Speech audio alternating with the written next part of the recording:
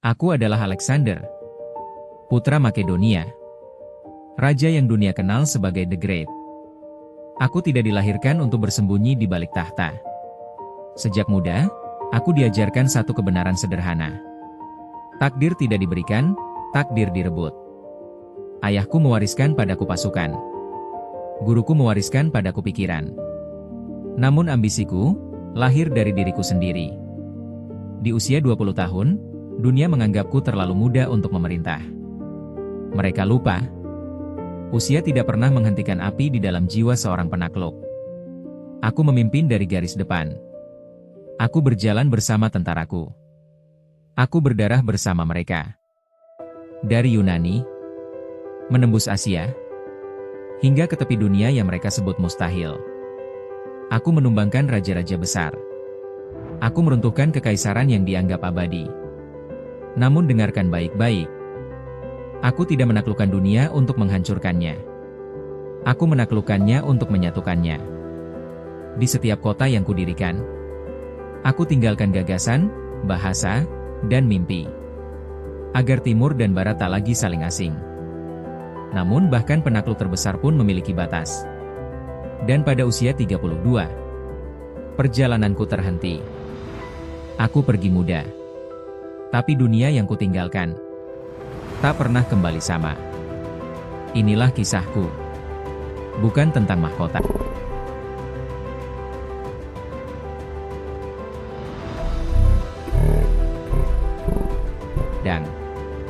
Tapi tentang keberanian.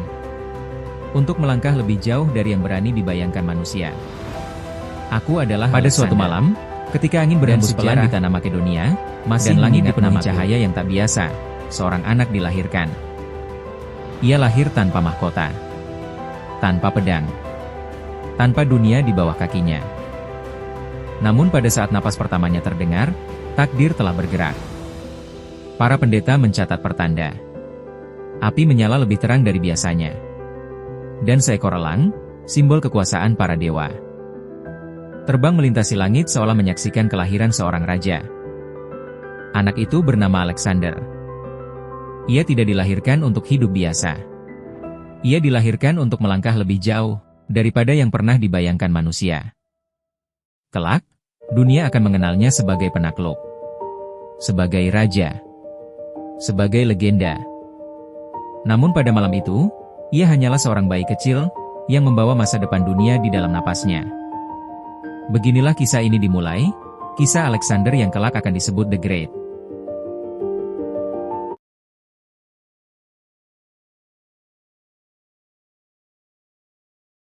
Aku adalah raja dari Makedonia. Aku telah memenangkan banyak pertempuran. Aku telah menundukkan banyak musuh. Namun tidak satu pun dari itu yang lebih penting bagiku dibandingkan anak ini.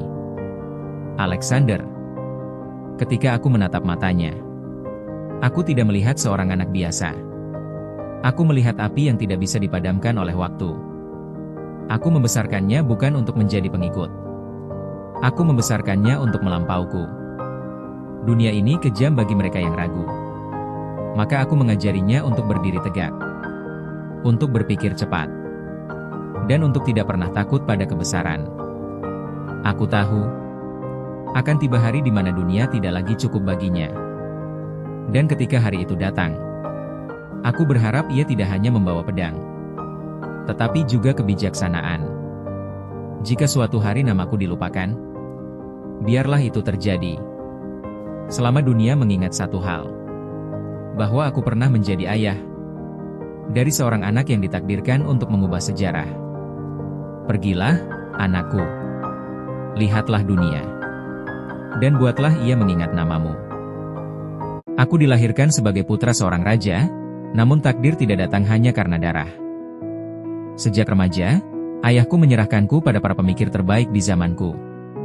Di bawah bimbingan Aristoteles, aku belajar bukan hanya tentang perang, tetapi tentang dunia. Aku mempelajari filsafat, sains, seni, dan sejarah. Aku diajarkan bahwa kekuatan tanpa pikiran hanyalah kebrutalan. Dan pikiran tanpa keberanian, hanyalah mimpi. Namun pelajaran terbesar tidak datang dari kata-kata. Suatu hari, Seekor kuda liar didatangkan ke hadapan istana. Ia mengamuk. Menolak setiap penunggang, tak satupun prajurit berani mendekat. Mereka menyebutnya mustahil. Aku melihat sesuatu yang tidak mereka lihat. Aku melihat ketakutan, bukan pada manusia, tetapi pada bayangannya sendiri. Aku menuntunnya menghadap matahari. Aku berbicara padanya dengan tenang. Dan untuk pertama kalinya, ia tunduk. Namanya Bucep Halus. Sejak hari itu, ayahku berkata, carilah kerajaan yang lebih besar untukmu, Alexander, karena Makedonia terlalu kecil. Dan aku pun mengerti. Jika aku mampu menaklukkan ketakutan, maka suatu hari aku akan menaklukkan dunia. Ayahku telah pergi. Dan bersamanya, berakhir satu zaman. Hari ini, mahkota ini berada di kepalaku. Bukan sebagai hadiah, melainkan sebagai tanggung jawab. Aku tahu banyak yang meragukan diriku. Mereka berkata aku terlalu muda, terlalu berani, terlalu bermimpi. Namun dengarkan aku. Aku tidak berdiri di sini untuk mewarisi kejayaan masa lalu. Aku berdiri di sini untuk menciptakan kejayaan yang baru. Makedonia tidak akan bersembunyi di balik tembok. Kita tidak akan hidup dalam bayang-bayang kerajaan lain. Aku akan membawa bangsa ini melangkah maju. Bukan dengan ketakutan, tetapi dengan keyakinan. Aku akan memimpin dari garis depan. Aku akan berjalan bersama prajuritku. Aku akan berbagi kemenangan dan memikul kekalahan bersama kalian. Di hadapan kita terbentang dunia yang luas. Dan dunia itu akan mengingat siapa kita. Hari ini, aku bukan hanya menjadi raja. Hari ini, perjalanan besar kita dimulai. Aku adalah Alexander, putra Makedonia. Dan aku bersumpah, aku tidak akan berhenti hingga namaku menggema di seluruh penjuru dunia. Aku masih muda ketika kakiku menginjak tanah Asia untuk pertama kalinya. Di hadapanku mengalir sungai Granicus, dan di seberangnya, pasukan Persia telah menunggu. Mereka berkata aku ceroboh. Mereka berkata aku terlalu berani. Mereka berkata sungai itu akan menjadi kuburanku. Namun aku tahu satu hal. Jika aku ragu pada langkah pertamaku, aku akan ragu pada seluruh perjalananku. Para jenderalku menyarankan untuk menunggu. Untuk berpikir. Untuk memilih waktu yang lebih aman. Aku memilih maju. Aku memacu kudaku ke dalam arus sungai. Anak panah dan tombak menghujani langit. Air memercik oleh darah dan baja. Di tengah kekacauan itu, aku bertempur bukan sebagai raja di belakang barisan, tetapi sebagai prajurit di garis depan. Pedang Persia hampir merenggut nyawaku. Satu ayunan lagi, dan kisahku mungkin berakhir di sana. Namun takdir belum selesai denganku. Pasukanku melihatku bertarung. Dan keberanian menjalar seperti api. Kami menerobos tepi sungai. Kami mematahkan barisan Persia. Dan untuk pertama kalinya, sebuah kekaisaran menyadari bahwa seorang raja muda telah datang. Granicus bukan hanya kemenanganku. Granicus adalah bukti bahwa keberanian bisa mengalahkan ketakutan. Dan keyakinan bisa menenggelamkan sebuah kerajaan. Sejak hari itu, dunia tidak lagi melihatku sebagai anak muda dari Makedonia. Mereka mulai menyebut namaku dengan cara yang berbeda. Setelah Granicus, dunia mulai berbisik tentang namaku.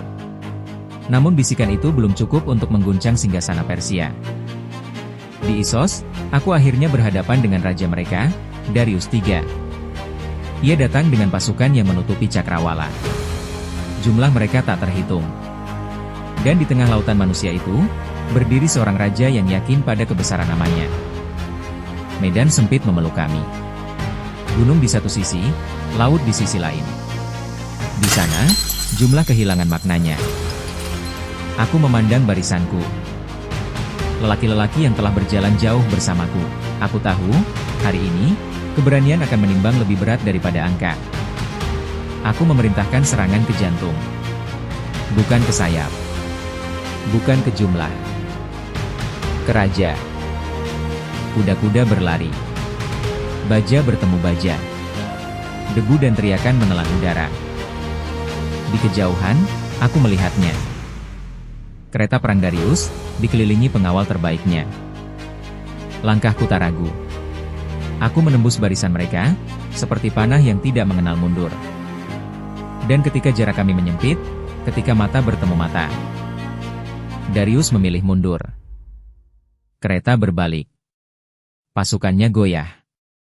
Dan dalam sekejap, kepercayaan runtuh lebih cepat daripada barisan.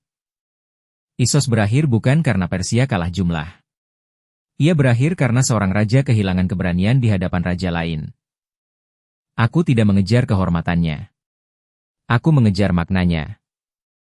Sejak hari itu, dunia memahami satu hal, Persia bukan tak terkalahkan. Dan aku bukan lagi sekadar raja muda dari Makedonia. Di Issos, takdir memilih sisinya.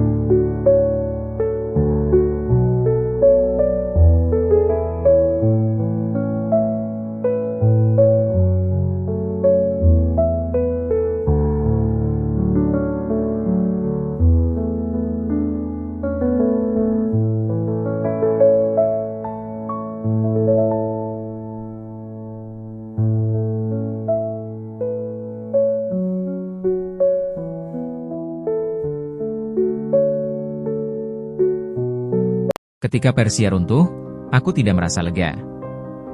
Aku merasa kosong. Selama bertahun-tahun, hidupku digerakkan oleh satu tujuan, mengalahkan Darius. Menjatuhkan sebuah kekaisaran. Dan ketika tujuan itu tercapai, aku menyadari satu hal yang tak pernah diajarkan oleh pedang. Penaklukan tidak mengakhiri perjalanan. Ia justru memulainya. Aku mulai berubah. Dulu, aku adalah raja yang berdiri di garis depan.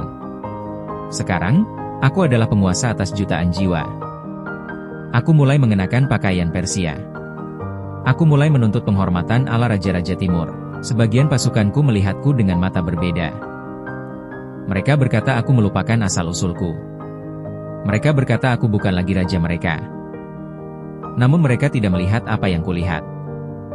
Kerajaan sebesar ini tidak bisa diperintah dengan satu wajah saja. Di malam hari, aku sering terjaga. Aku bertanya pada diriku sendiri, apakah aku masih manusia, atau aku telah menjadi simbol yang tak bisa kembali? Semakin tinggi aku berdiri, semakin sepi dunia di sekelilingku. Orang-orang tidak lagi berbicara jujur. Mereka mulai menyembah, atau takut. Dan di saat itulah, aku mulai memahami harga dari kebesaran. Bukan musuh yang paling berbahaya, melainkan perubahan yang perlahan, dan tidak disadari. Aku masih Alexander. Aku masih bermimpi. Tapi aku bukan lagi pemuda yang berlari tanpa ragu. Aku telah melihat terlalu banyak kemenangan, dan terlalu sedikit akhir. Dan mungkin, itulah awal dari kejatuhanku.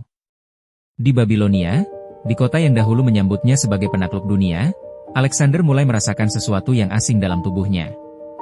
Bukan luka. Bukan racun yang langsung menjatuhkan.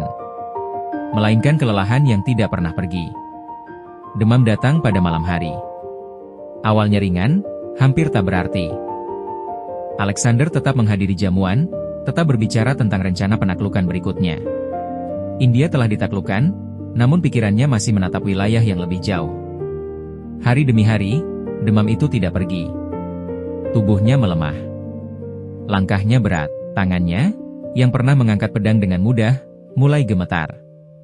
Para tabib dipanggil. Mereka mencoba ramuan, doa, dan pengobatan terbaik yang mereka kenal. Namun tak satu pun mampu menghentikan apa yang sedang terjadi. Alexander tidak mengeluh. Ia hanya semakin diam. Pada hari-hari terakhirnya, ia tidak lagi mampu berbicara panjang. Namun pikirannya tetap tajam.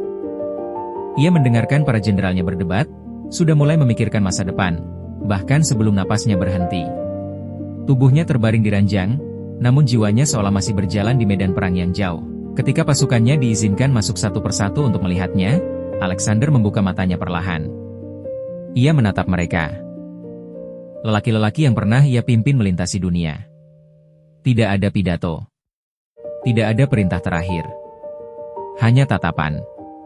Dan pada suatu saat, napas itu menjadi semakin pelan, semakin jarang, hingga akhirnya berhenti. Alexander tidak gugur di medan perang. Ia tidak mati sebagai martir. Ia wafat sebagai manusia. Yang tubuhnya akhirnya tidak sanggup lagi menanggung beban ambisi sebesar dunia. Pada usia 32 tahun, perjalanan itu berakhir. Namun seperti api yang padam setelah menerangi malam, cahaya yang ditinggalkannya terus menyinari sejarah.